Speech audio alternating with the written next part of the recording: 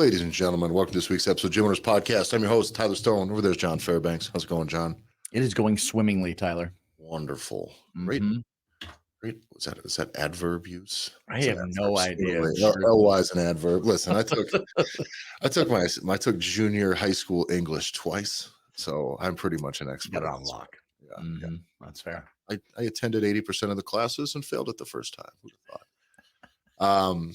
Anyway, so I'm real good with the basics, I guess. With the words. Yeah, real good with the words. Guys, we're going to talk about just some general fitness trends again today. Every once in a while, we like to get an update on some things that are going on, some current events in the industry, and kind of some trends that we see as interesting. And before we start, make sure you're following the show at the Gym Owners Podcast. Follow me at Tyler F. and Stone. Follow John over there at JBanksFL. And you can go to the Gym Owners Revolution Facebook group. Link is in the description there. And go to gymownersrevolution.com. If you're looking to work with us directly, have us help you work on your gym, within your gym, for your gym, and build your gym into something real special. So get to gymownersrevolution.com.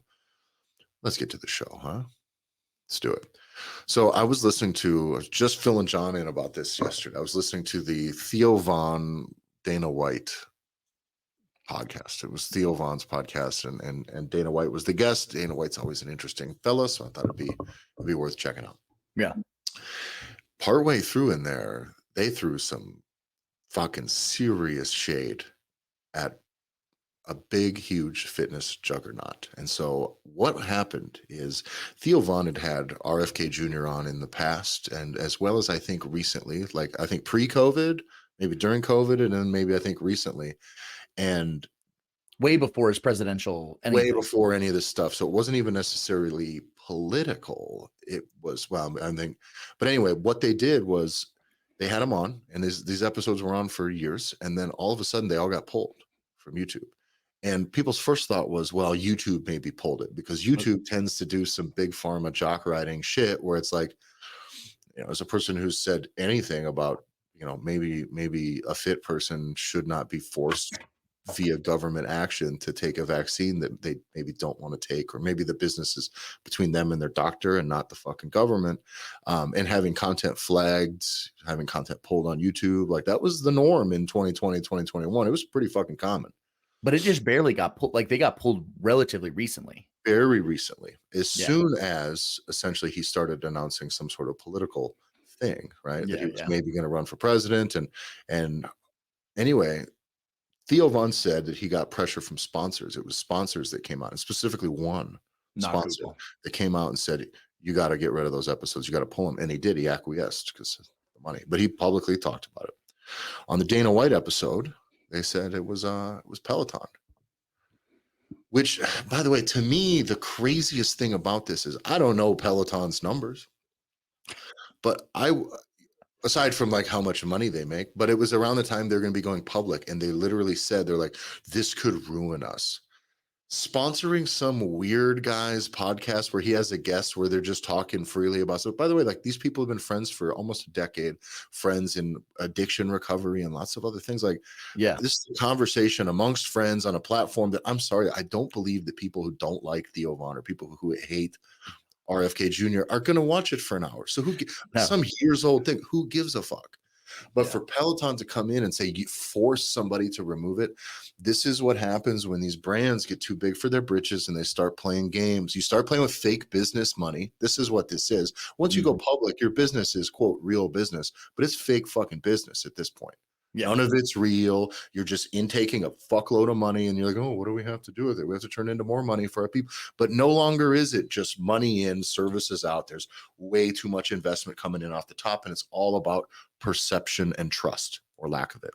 So for them, when I look at just, if they weren't a publicly traded company, because this is now about what, just public policy at this point, what their complaint is, it can't be about selling fucking Pelotons, because I believe fully that I'm bothered by the fact that I have defended the brand amongst there's a lot of people in the real fitness and coaching space that like want to shit on Peloton. Sure. Well, you got to see this big crash. Like, I get it, but they did a really good job with the product that they have. They did a really good job building content behind it.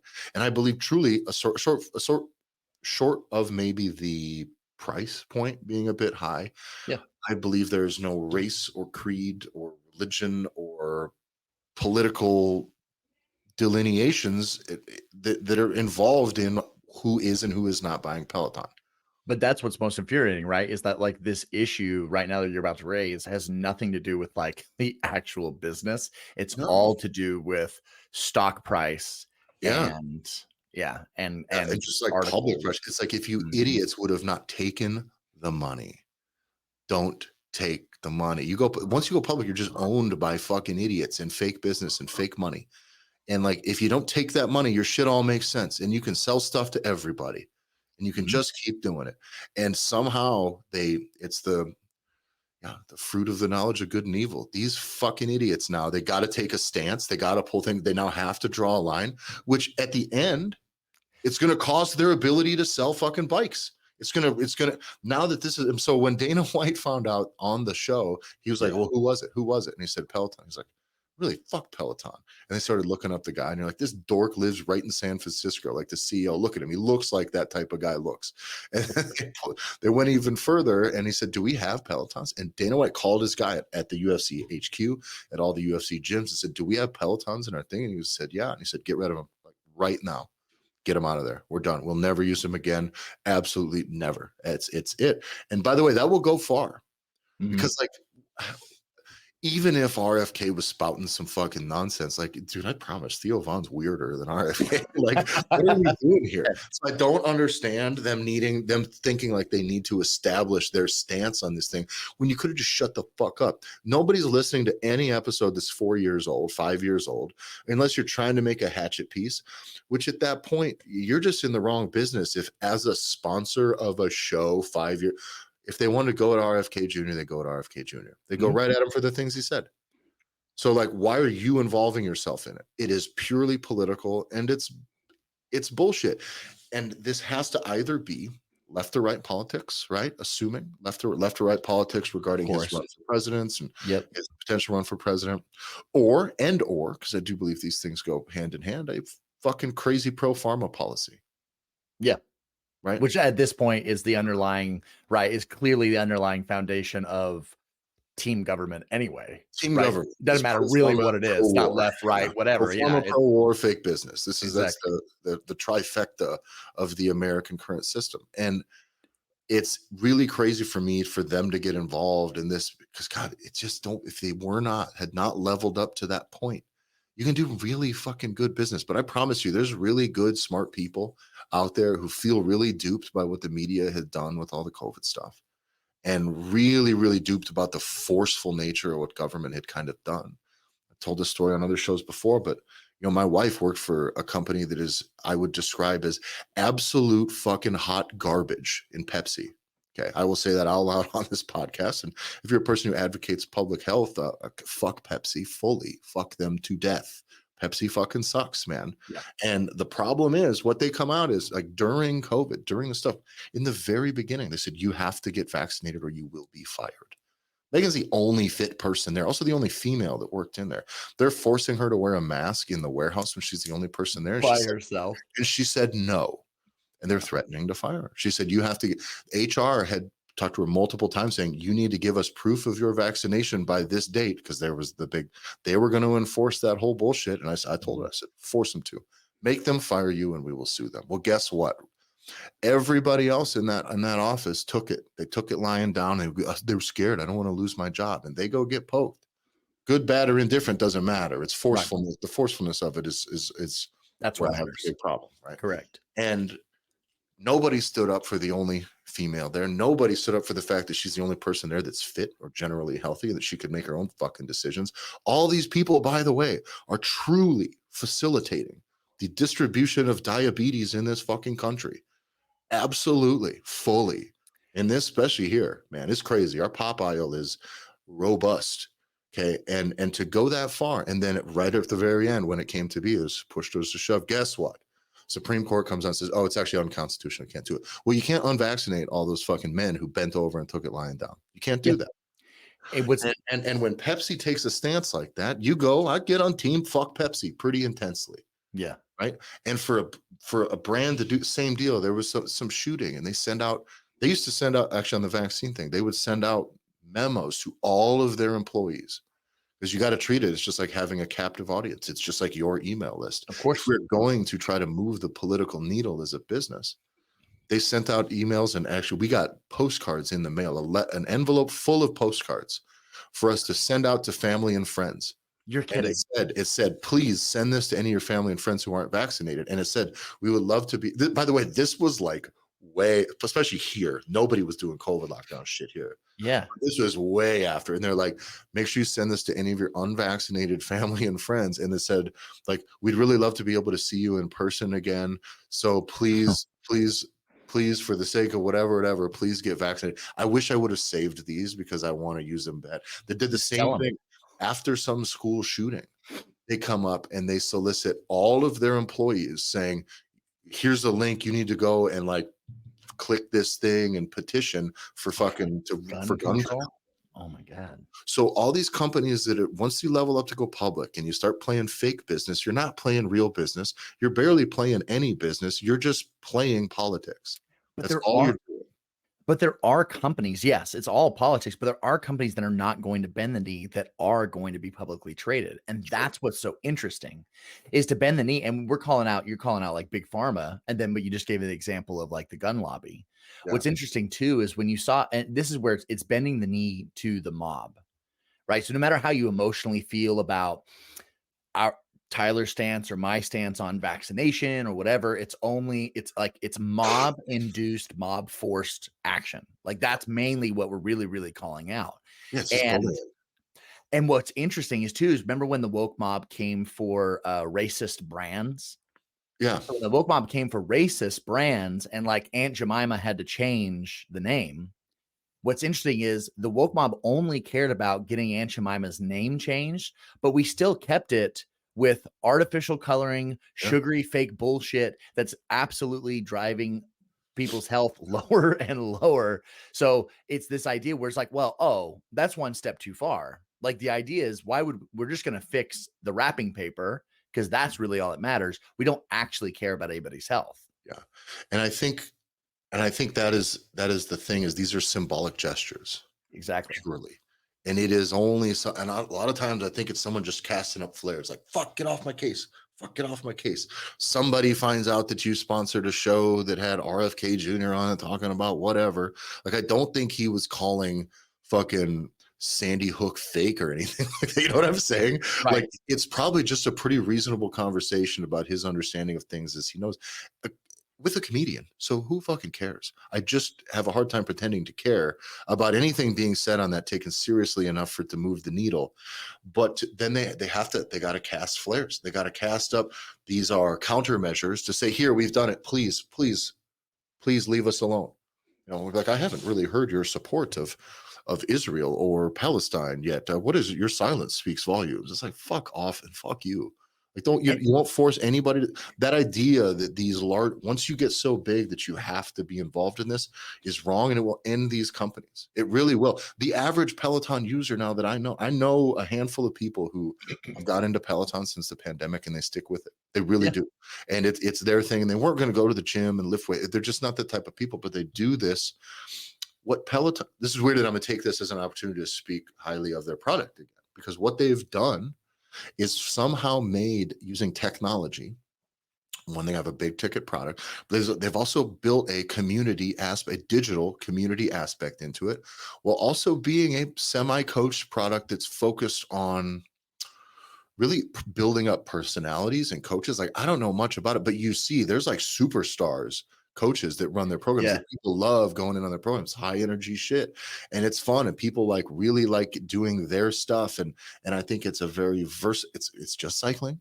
Now they do have some other things now that they're kind of trying to get into, but stick with their base product. It's a very compelling and interesting and novel strategy that was not used in the on the ground brick and mortar fitness space before, and I think it was exceptional for the people that use it now. I can tell you for sure, them taking some crazy stance like this,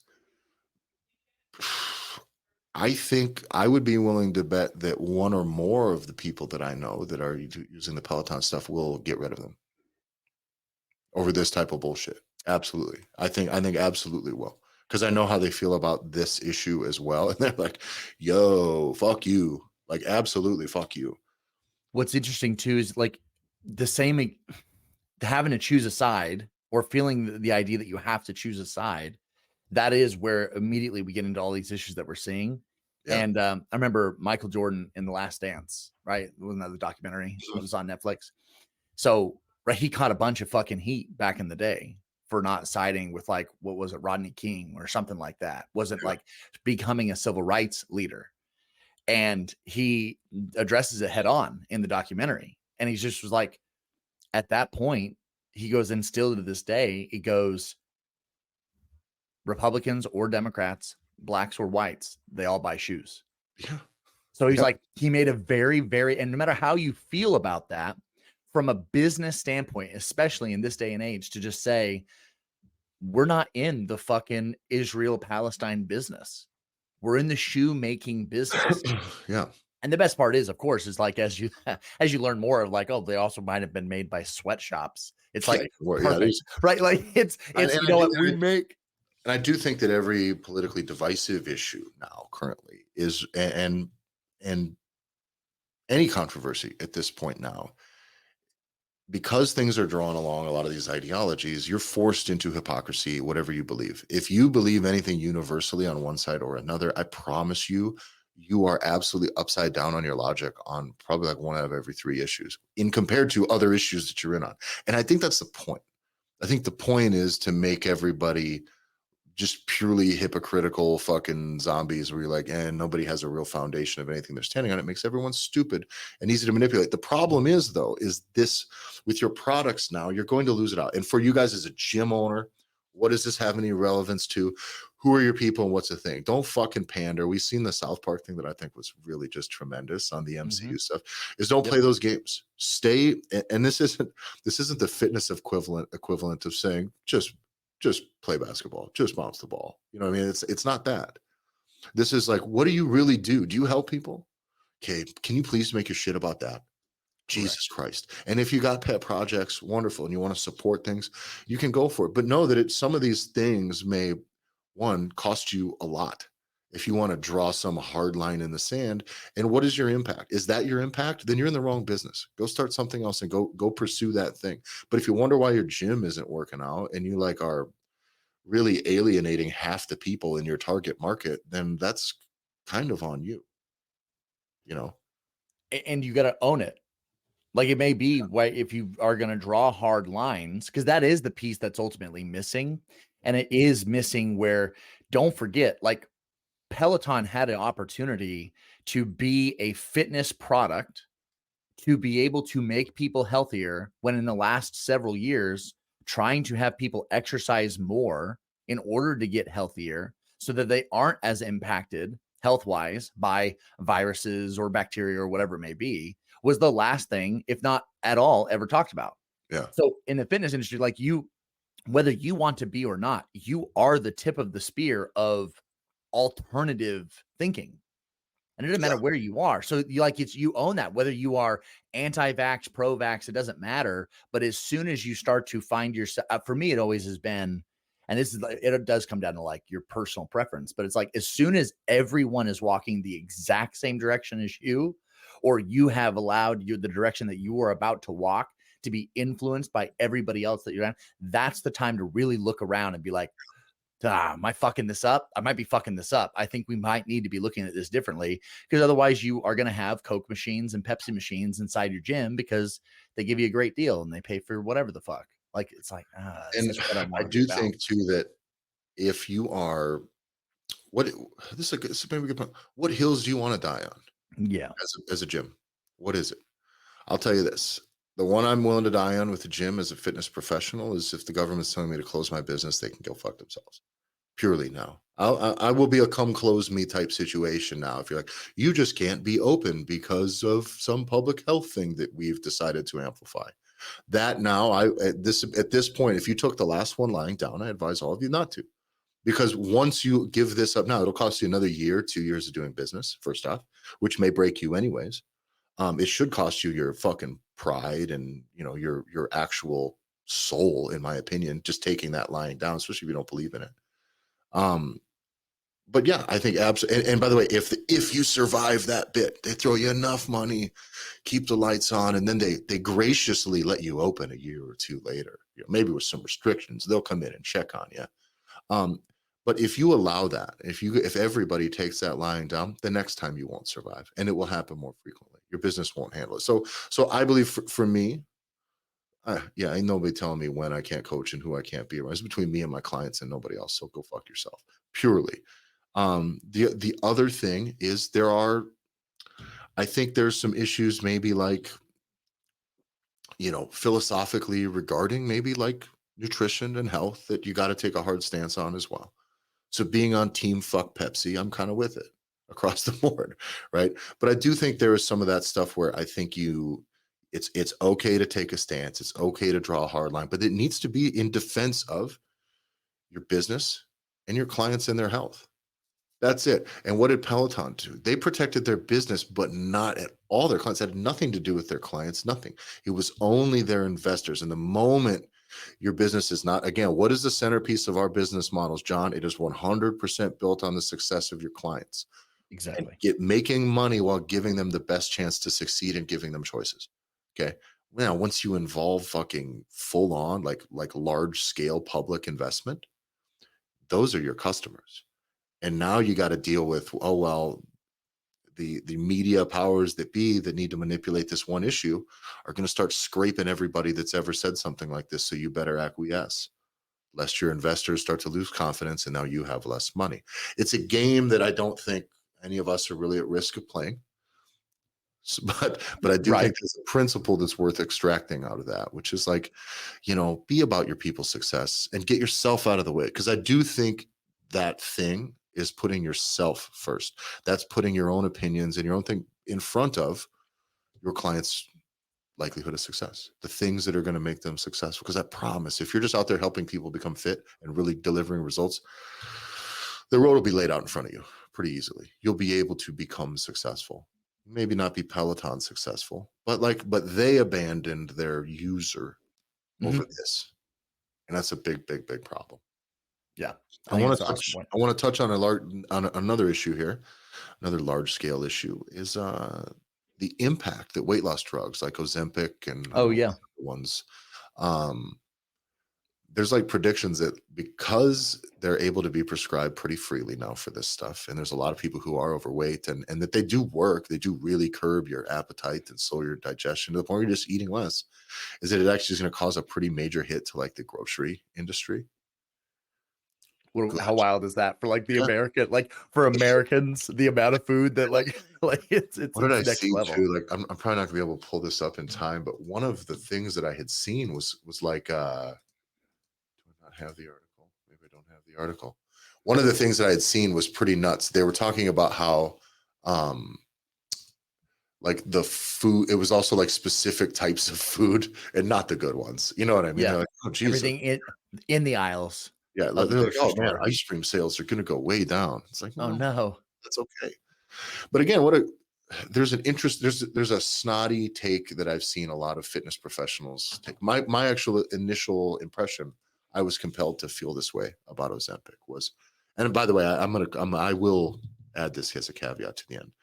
My initial impression was just do it, just fucking eat, just eat right, just figure it out, blah blah blah blah. The problem is when it comes to medical weight loss is, you know what, getting the weight off is First. is carrying that weight for an extra year, 2, 3, 5, 10 is far worse than the side effects of this medication. However, we don't really know the long-term side Also, effects of also this true. medication. And if the other thing we don't know, if you have the long-term side effects of this medication sorted, do you then know what happens if you come off it? My big thing was the same thing with the constant boosters with the vaccination stuff, and as I feel with this, as I feel with kind of like taking people, having people take TRT. I take TRT. I have some clients that take TRT, but the So issue do is I. that once you're on something, you have to stay on it, Mhm. or else the side effects coming off it are worse. So you have to understand that picture. And do most people know that that is the picture? No. If a doctor is prescribing you something with no plan of you ever being off it ever again, then you do need to take that seriously. That's all I'm Yeah. saying. You can't just go, great, weight loss pill, take weight loss. And I don't believe it's probably being done like that fully. I don't, because I don't think it's being prescribed all willy-nilly. If it was, I just think that I'd see more people losing weight. But there are side effects to it. If it's a true weight loss pill, like Jesus Christ, everybody be looking great now. But there are some side effects to it that are, can be of consequence. But that was my initial impression was, oh, these guys just seem to be doing it right. Just learn to eat. But one of our Gear Academy coaches, Dylan, had posted a pretty interesting take on it, which I agree with. It's like you'll see a bunch of guys who like taking testosterone and steroids, like somehow taking the high road here, which is like just do it. You got to eat right and lift weights and work out. I was like, well, what are you doing? Yeah. And by the way, you're able to do it now as a fit person. What if a person needs to get the 100 pounds off? And that does make, by the way, it does make working out a little easier. It does make showing at the gym, makes working out, you feel a little better. You're not carrying around a bunch of bullshit. Wellness, fitness, it's addictive. You're also forgetting more of it. And there's the psychology part too of weight loss. Yeah. Which is totally fucked, right? Like, it's just mentally of like, I never see the scale go down to where like all of a sudden now you actually 5, 10, 15 pounds, like the placebo effect of that type of weight loss mentally is like, all right, I'm happier today because the scale went down. Yeah. However you feel about it, like that's real. Yeah, as much as I see coaches and fitness professionals try, oh, it's not just a scale. You're probably gaining muscles. Like, what seems like a big cope for the fact that you're not getting people the results that they're getting with this fucking weight loss drug, right? Yeah, people are just putting on slabs of muscle. I don't believe that this is a crystal meth level like of weight loss drug. You know what I mean? Yeah. I don't believe it's like that. I would not take it simply because like digestion is something and the pace with which it really alarms me. I do think that it's important to maybe preserve that I don't want to mess that up irreparably. Yeah. Also, like I like to have a few cocktails, and I heard it's like you got to like overpower with Ozempic if you're gonna get a buzz on, and then it just hammers you. Yeah, so I'm not playing that because it messes the way your liver processes things and everything. Already play that game hard enough now. Yeah. What do I gotta? I gotta put the hammer down any further. Yeah. That's true. No thanks.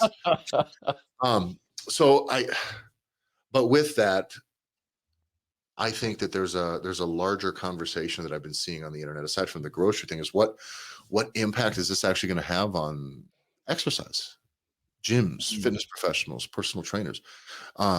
And a lot of people were saying initially that like, well, geez, it's going to be less compelling to go to the gym because you're going to just be able to take your little injection and the weight's going to come right off. Weight's going to come right off. And while there's probably some truth to that, that single concept, that idea that someone can lose weight, therefore they will not go without going to the gym, therefore they won't go to the gym, misses out on something we talk about a lot, which is someone's lifetime fitness journey. Mm-hmm. Okay? And someone's lifetime fitness journey, there's things that you will have wanted to do if you're 100 pounds overweight, 50 pounds overweight, 60, 70, 80 pounds overweight. There's also a way that you're going to want to look. And simply wasting down without nothing underneath is not that good. There's a way that, by the way, you've seen some of the Ozempic weight loss people. It's true, just universal low calorie weight loss without enough protein, without building a lot of muscle. It's, you get a little bit where you look a little bit like a cancer patient kind of. Mm-hmm. And so if you don't have any good tissue, like it's important to build good tissue. The nice thing is this will give someone the momentum, the encouragement, and a better physical feeling, not carrying around all that extra weight to be more active. So I think that's short-sighted to think that if a bunch of people are losing weight with these things, that they're not going to want to look better. And that being lighter and feeling better doesn't make you more likely to take better care of yourself. Wins are contagious and wins are addictive, and progress is addictive. I think that is a thing that people I cannot state that enough, because it's a thing that regular coaches, fitness coaches miss a lot. They miss that a ton when someone comes in and they say, I want to lose the weight. And you start making all their stuff about movement quality. And you're like, all right, dork. Like, I came in to lose 20 pounds and I don't care about these exercises that you're in love with or how important the deadlift is to your particular training method. Don't rearrange goals for people. And I do think that fitness coaches who rearrange goals for people is just really a way for them, because they can't get results, they move the goalpost. That's it. I Yeah, can't yeah. results. You won't listen to me. You don't trust me. I can't push you hard enough, or I can't get you to make the food changes. So I'm going to say, oh, well, but let's talk about your imbalances. Let's make this about your imbalances. It's like gaslighting somebody. Oh, yeah. I want to lose weight. Well, the real problem is you and your shoulder because you have daddy issues, or whatever guru shit that every person who reads The Body Keeps the Score or some breathing nonsense fucking gets into that stuff, and they go, I'm going to make all my stuff about that because I can't help people lose weight. Well, thank God there's a fucking pharmaceutical intervention now that these people can choose to take, because it's like these people can't help you fucking lose weight. The guru thing is a cancer on the fitness industry, because you're not getting people fit. You're giving people a distraction, and this will get them there. They'll get them going. It'll get them the confidence, and then they can go to people like that. And when they hear this, they're like, dude, I want to be jacked, dude. I'm a fucking no. I got the weight off. I want my next thing. And once you have enough confidence, you won't be led by some silly like guru coach. You're going to go, I've got these results. Now I want these results. Well, let's redirect those. No, I'll go to somebody else then, because fuck off. Or I also think it empowers them to do things by themselves, because confidence is contagious. The confidence is going to lead them further and further and further forward. The guru shit is even worse, because if you prey upon people that already were nervous, they already were having a hard time coming, and then what you do is you introduce them to weightlifting or exercise or fitnessing or coming to a gym regularly, and you expose them to your weird bullshit and the weirdest stuff that we're seeing out there right now, then you have just done something way worse. You've just confused this person that thinks that they're doing what they're supposed to be doing. They're going to a gym. They got a coach. Fuck, they got a personal trainer. And all this personal trainer is doing weird jerk off Reiki stuff. Talking about breathing. And they're not. And guess what? Come on. They're still, right? They're still not hitting those goals. Yeah. So then it becomes, well, shit, like if I'm still kind of like, I get it. I feel better when I'm with him because he makes me feel better about myself. But then when they're alone and they're looking in the mirror and they're stepping on the scale, it still makes them fucking sad. And that means that they have been unsuccessful. They actually put money forward and they were unsuccessful. Therefore, they're a failure. It's like you almost are allowing these people to dig themselves deeper down. And it also is resources put towards training and exercise that just isn't getting where they wanted to be. And the problem is then where are they going to go next?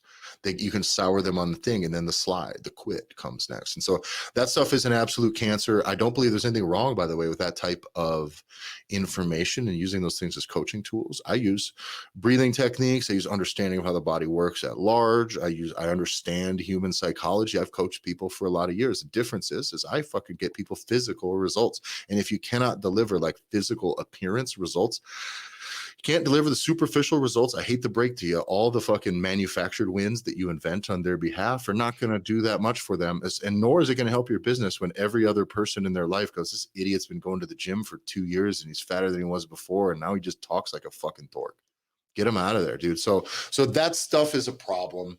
But I think that though go ahead, John, go ahead. Well, there's an important piece to this as well, which is on the information side. Again, like you said, not creating those fake goals or fake targets for people to now get, because you can't get them those results. But I think it's really important for us as like fitness professionals. We have to continue to correct, like overcorrect this notion that going to the gym and lifting weights or doing any type of training that helps someone get stronger is somehow tied to weight loss. Like for me, it's when you really look, if we're talking about like 99% of humanity, they need to lose weight and they need to become less of a fall risk. Yeah. Like my dad is in his 50s, maybe early 60s. If he trips at all, he's eating shit. Yeah. He is going to fall. He's going to hit the ground. Like I've seen it and it shocks me. But where I'm like, whoa, what just happened? Like there was no ability. Like, yo, you're bad as hell at this, dude.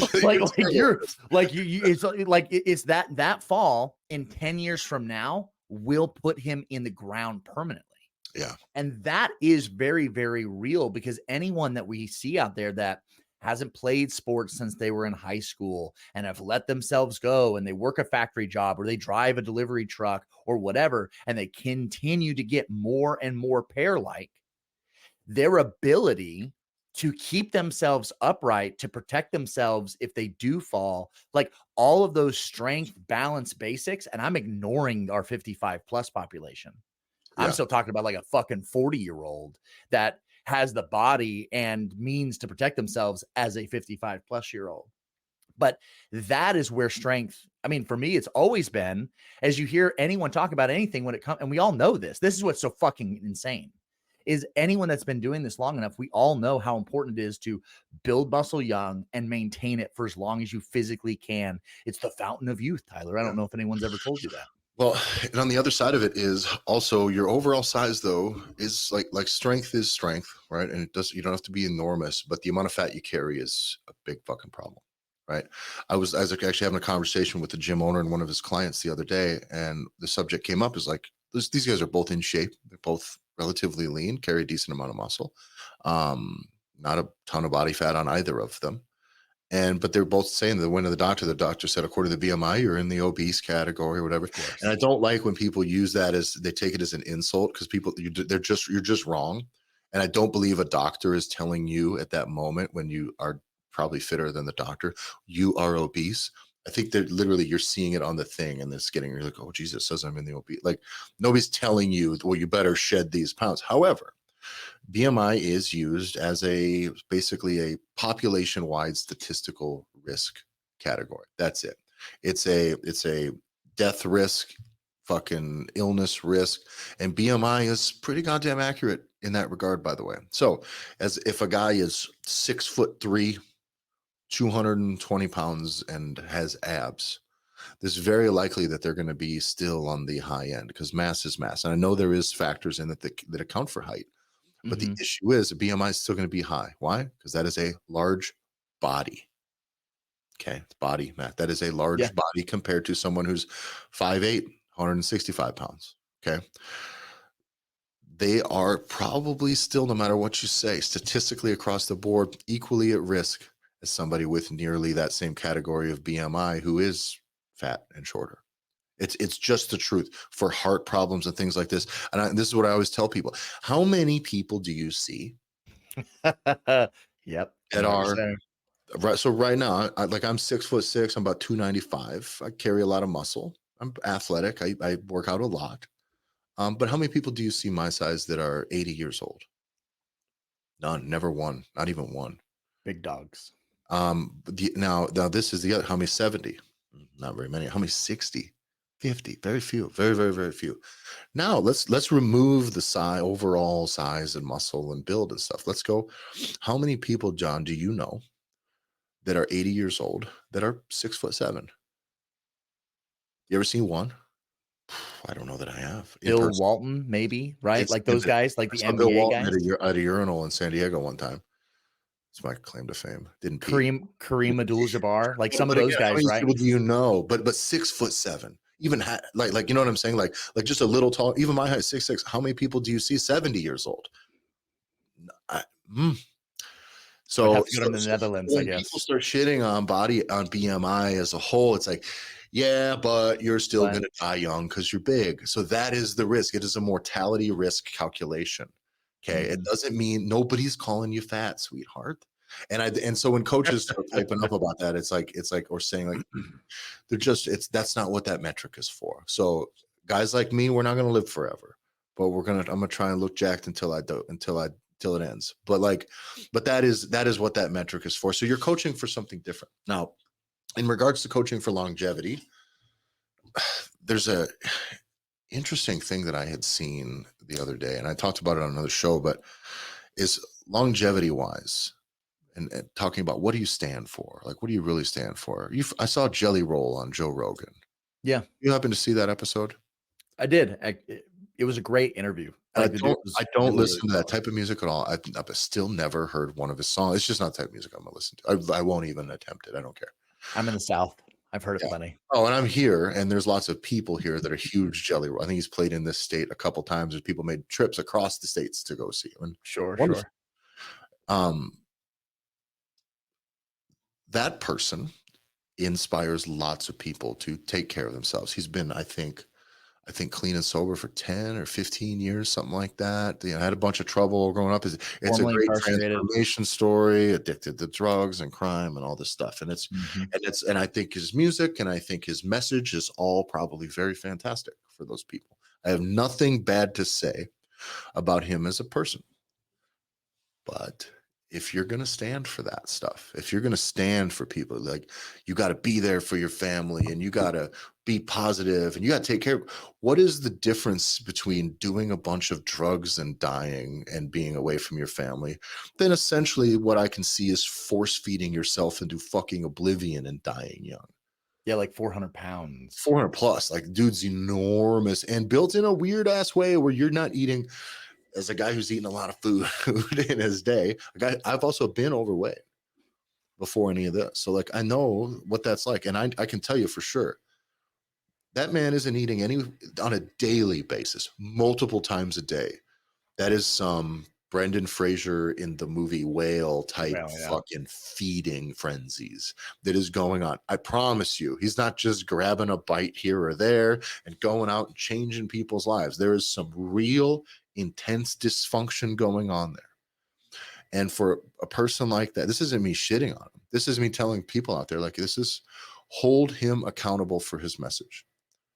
Hold him accountable to, because by the way, if you're that impactful and can give that positive of an impact, you can inspire lots of people to actually take care of themselves instead of symbolically taking care of themselves, or, by the way, doing just the bare minimum.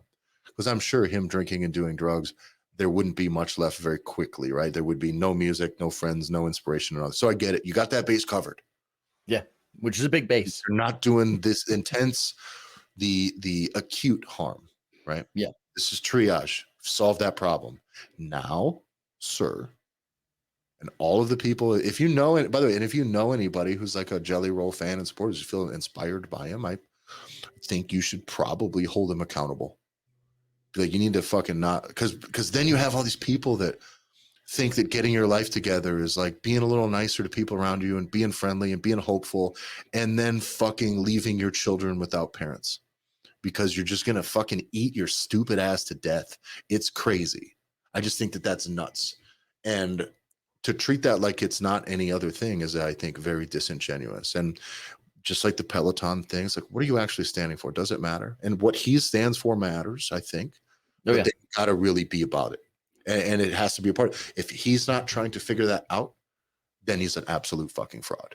That's what I think. And I don't think he's a fraud. I just think there needs to be a lack of acceptance for it, not fat shaming. You can care for somebody and compel them to take action. And those are the types of trends, though. Can you care for somebody, and in caring and hoping and loving for somebody, get them to change their actions, to lose weight, to change the way they eat, to eliminate that dysfunction? It can happen. That's your job as a coach. Hopefully should be your goal as a fucking gym owner. Exactly. So as people out there, if you're fans of this person and you want the inspiration and all that stuff, that is a probably greater impact, or of equal impact, if they could see him actually take care of himself instead of just like, hey, I put down the needle in the bottle and like, okay, I'm alive now and I'm making money. Great. You got all the money in the world now and people adore you, and somehow you can't beat fucking Domino's Pizza. Yeah. That's fucking sad, dude. Like, of all the things you've overcome, you're going to lose the fight to fucking Doritos. And I guess this isn't fat shaming. This is an appreciation for the impact that he has. And if it is not allowed to continue and grow and really go the distance, if you do not carry that ball across the fucking finish line, you have fucked up completely. That's my speech on a musician that I don't listen to.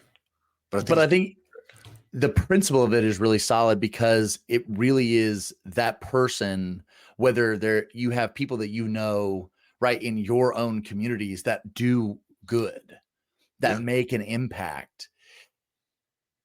Tyler, if we're not the ones, right, gym owners and people that we call, like, if you listen to this podcast and you tolerate our bullshit for any amount of your time of the day, It's, you know, how we continue to call and push people forward, where it's, you are to be leaders in your community and use your gyms to be those centers of leadership and be the voice of reason. Because if we're not the ones that are talking to people about what they're eating, how they're carrying themselves, how they're trying to work towards anything that's positive when it comes to how they look and how they feel and how active they can be in the community, who the fuck else is? Yeah.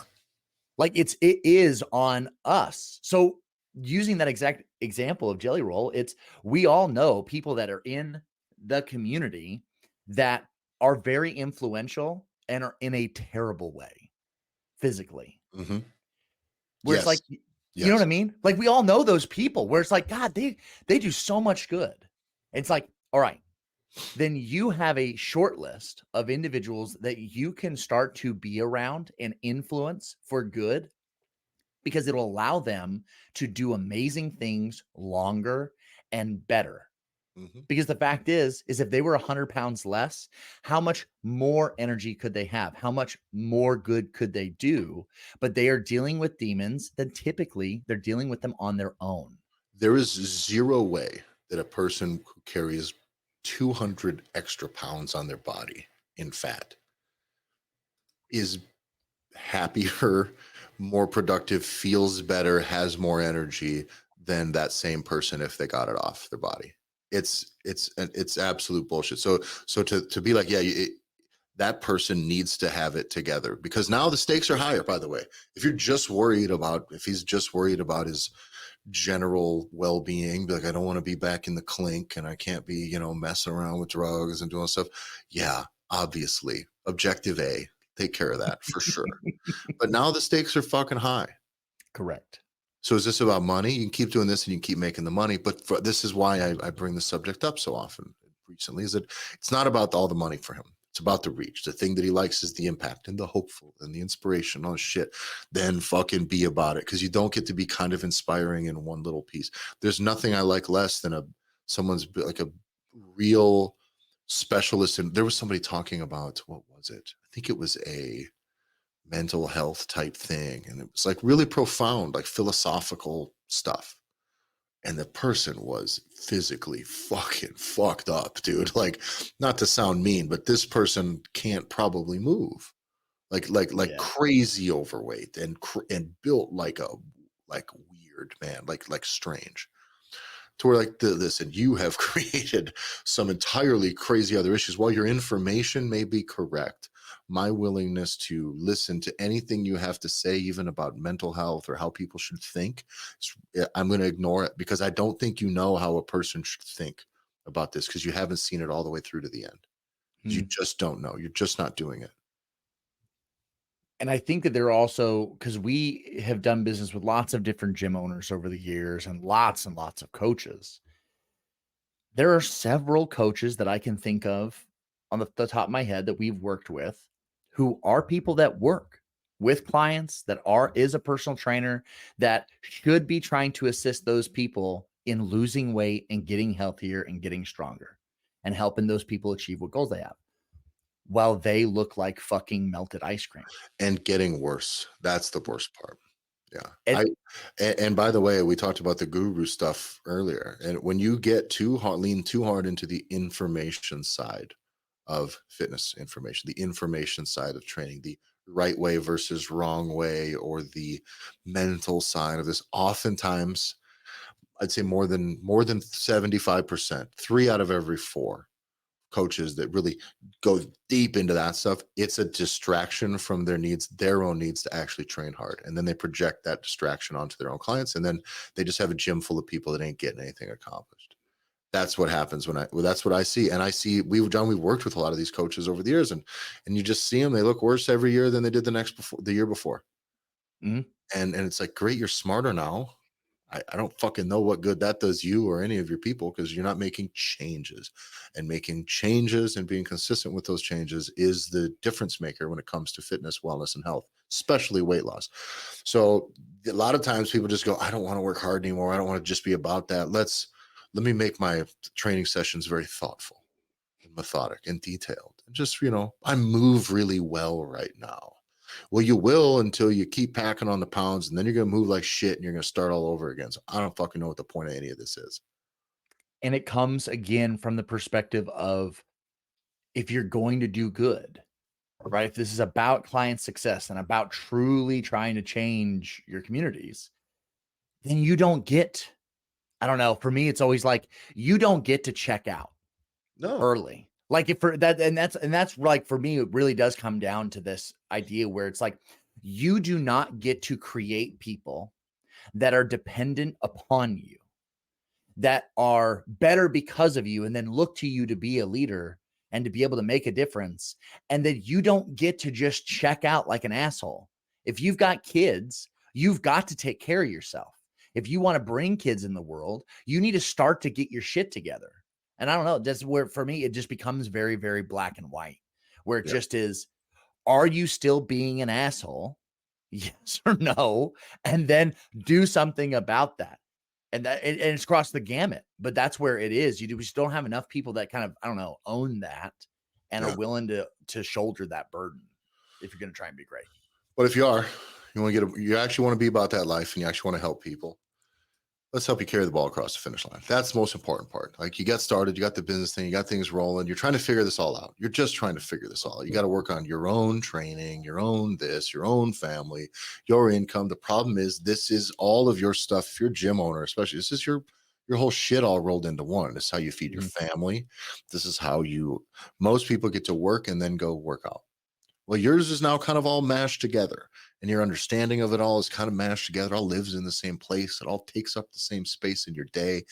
I get it. It's difficult to sort through. So if you want somebody to help you take it from where you have it now to all the way across the finish line, to where you're actually helping people, we're really able to deliver, get in the Gear Academy. Link is in the description here. We have the Gym Owners Revolution is down below. Go to gymownersrevolution.com if you want us to work with you directly. Follow the show at the Gym Owners Podcast on Instagram. Follow me at Tyler F. and Stone, Tyler EFF, I and Stone, and John. And you can follow me at JBanksFL on Instagram. Thanks for listening, everybody. I'll probably put these Jelly Roll clips out there. So if you see it, send it to them, tag them, let them know somebody cares. We love you. See ya.